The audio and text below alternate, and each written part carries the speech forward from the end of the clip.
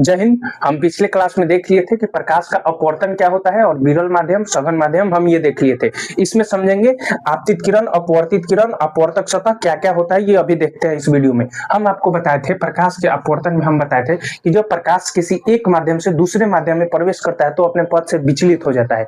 एक माध्यम से दूसरे माध्यम में प्रवेश करता है तो अपने पथ से विचलित हो जाता है। विचलन की इस घटना को हम प्रकाश का अपवर्तन कहते थे, हम ये बता दिए थे आपको। उसके बाद बताए थे विरल माध्यम, जिसमें प्रकाश का चाल ज्यादा उसे हम विरल माध्यम कहेंगे, जिसमें प्रकाश का चाल कम उसे हम सघन माध्यम।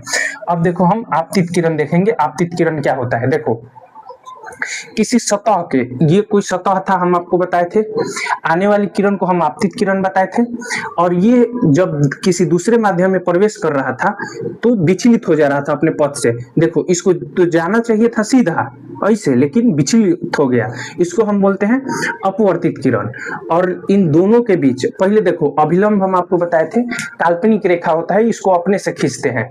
तो अभिलंब हम आपको बता दिए थे एकदम मूल बिंदु पे खींचा जाता है, इसको हम बोलते हैं आपतन कोण। जिस बिंदु पर अभिलंब को खींचा जाता है उसे हम आपतन बिंदु कहते हैं, या आपतित किरण जिस पे आके पड़ती है उसे हम आपतन बिंदु कहते हैं। ये हो गया अपवर्तक सतह। और हम आपको बताए थे आपतित किरण और अभिलंब के बीच बने कोण को आपतन कोण कहते हैं, और अभिलंब और अपवर्तित किरण के बीच जो होता है उसको हम अपवर्तक कोण कहते थे, हम ये बता दिए थे। अब इसका डेफिनेशन एक एक करके देखेंगे। देखिए आपतित किरण क्या होता है, समझो बाबू। जो आपतित किरण होता है, देखो किसी सतह पे आ रहा है कि नहीं है, ये ना है आपतित किरण। देखो किसी सतह पे आ रहा है तो किसी सतह पे आने वाली किरण को आपतित किरण कहते हैं। किसी सतह पे आने वाली किरण को आपतित किरण, देखो भाई आ रहा है कि नहीं, तो किसी सतह पे आने वाली किरण को आपतित किरण कहते हैं। और सतह के बाद जब किरण विचलित हो जाती है उसे हम अपवर्तित किरण कहते हैं। जब किसी सतह पे किरण आती है उसे हम आपतित किरण कहते हैं, और जब सतह से वह विचलित हो जाए, मतलब सतह के बाद विचलित हो जाएगी, उसे हम अपवर्तित किरण कहेंगे। तो देखो हम आपतित किरण अपवर्तित किरण दोनों बता दिए। अब देखो अपवर्तक सतह क्या होता है, कुछ नहीं, अपवर्तक सतह हम उसको कहते हैं जो दो माध्यमों को अलग करता है। देखो ये जो चिन्ह है, ये जो चिन्ह है, इसके ऊपर देखो तो माध्यम एक है, इसके नीचे इसको मान लो माध्यम दो, अपने से मानो ना, इसके ऊपर एक मान लो, इसके नीचे दो मान लो, तो ये कौन सा हो गया, ऊपर वाला माध्यम एक और नीचे वाला माध्यम दो।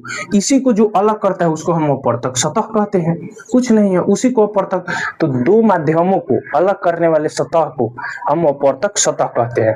तो हमने अपवर्तक सतह भी देख लिया। अब देखो आपतन बिंदु क्या होता है। देखो तो बाबू, जो आपतित किरण है वो कहाँ टकरा रहा है, यहाँ यही ना टकरा रहा है, इसी को तो हम आपतन बिंदु बोलते हैं।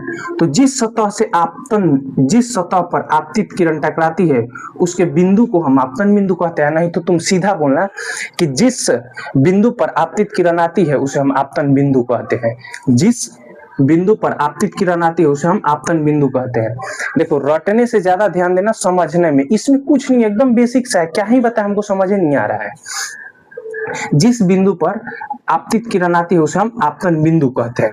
तो हम आपतन बिंदु भी समझ लिए। अभिलंब, देखो हम तुमको अभिलंब बताए थे, जो इससे पहले वाला क्लास तुम देखेगा जो पहला चैप्टर का, उसमें हम बताए थे अभिलंब सेम है, कुछ नहीं बदला है, दो चीजें बदला है। एगो है अपवर्तित किरण बदला है, और अपवर्तक सतह का डिफिनेशन बदला है, बस, नहीं तो बाकी सब वही है। अब देखो अभिलंब किसी सतह के किसी बिंदु पर है, कोई सतह हो गया, एक है ये बिंदु हो गया, किसी सतह के किसी बिंदु पर डाले गए लंब को अभिलंब कहते हैं। किसी सतह के किसी बिंदु पर डाले गए लंब को अभिलंब कहते हैं। एकदम सिंपल सा है, किसी सतह के किसी बिंदु पर डाले गए लंब को अभिलंब कहते हैं।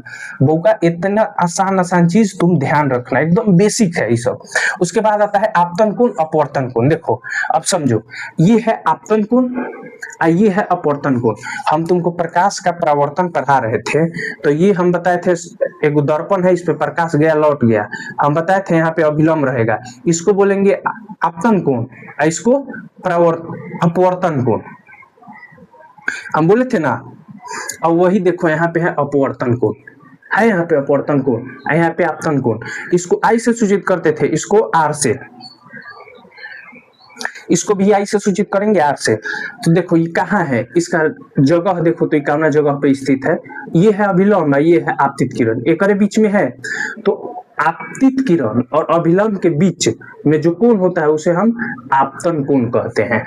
अब अपवर्तन कोण समझ बाबू, देख तो है अभिलंब हुआ है दे आया, तो ई हो गया अभिलंब, हाई हो गया अपवर्तित किरण। तो अभिलंब और अपवर्तित किरण के बीच बने कोण को हम अपवर्तन कोण कहते हैं। कुछ नहीं, एकदम सिंपल सा है। अब देखिए यहाँ पे प्रकाश के अपवर्तन के दो नियम होता है, प्रकाश के परावर्तन का भी दो नियम था, हम तुमको बता दिए हैं पहला चैप्टर में। अब प्रकाश के अपवर्तन का भी दो नियम होता है, समझ कैसे, देखिए यहाँ देख, ये है, ये तुम्हारा हो गया क्या परावर्तक सतह, यहाँ पे प्रकाश आया, यह विचलित होकर भागेगा, भाग गया, ये क्या है बताओ अभिलंब, ये क्या है अभिलंब, ये आपतन बिंदु। अब देखो पहला नियम क्या कहता है, प्रकाश के अपवर्तन का पहला नियम क्या कहता है, प्रकाश के अपवर्तन का पहला नियम कहता है, इसको, इसका हम क्या नाम दिए थे, आपतित किरण, अपवर्तित किरण, आपतन बिंदु, अभिलंब। देखा आपतित किरण, अपवर्तित किरण, अभिलंब और ये आपतन बिंदु। तो ये क्या कहता है, पहला नियम सुनो क्या कहता है, देखो कितना टफ है। पहला नियम क्या कहता है कि ये आपतित किरण और अपवर्तित किरण और आपतन बिंदु पे डाला गया अभिलंब तीनों एक ही तल में होता है। अरे बाबू ये कौन बताने वाला बात है कि तीनों एक ही तल में होता है। एक बात बताओ, अभी हम तुमको पढ़ा रहे हैं तो तीन चीज की जरूरत है, एक तो शिक्षक हम हैं, हम तुमको पढ़ा रहे हैं, दूसरा बोर्ड और तीसरा कैमरा। अब हम ही कहें कि पढ़ाने के लिए क्या जरूरत है, तो तुम बोलेगा एगो बोर्ड, एगो शिक्षक, एगो कैमरा। अब हम कहें कि बोर्ड रहेगा लखनऊ, कैमरा रहेगा उत्तराखंड, हम रहेंगे बिहार, अब पढ़ाएंगे डाला तो नहीं, तो ई कोनो याद करने वाला है। देख तो तीनों एक ही तल पे रहेगा, तो पहला नियम यही हो गया, पहला नियम यही। और दूसरा नियम ये कहता है एक देखो आई कहता है कि आर कहता है, अपवर्तन कोण, आपतन कोण, अपवर्तन कोण, तो आई और आर। तो इसमें दूसरा नियम जो कहता है ये कहता है कि आपतन कोण की जाया तथा अपवर्तन कोण की जाया का अनुपात एक नियतांक होता है।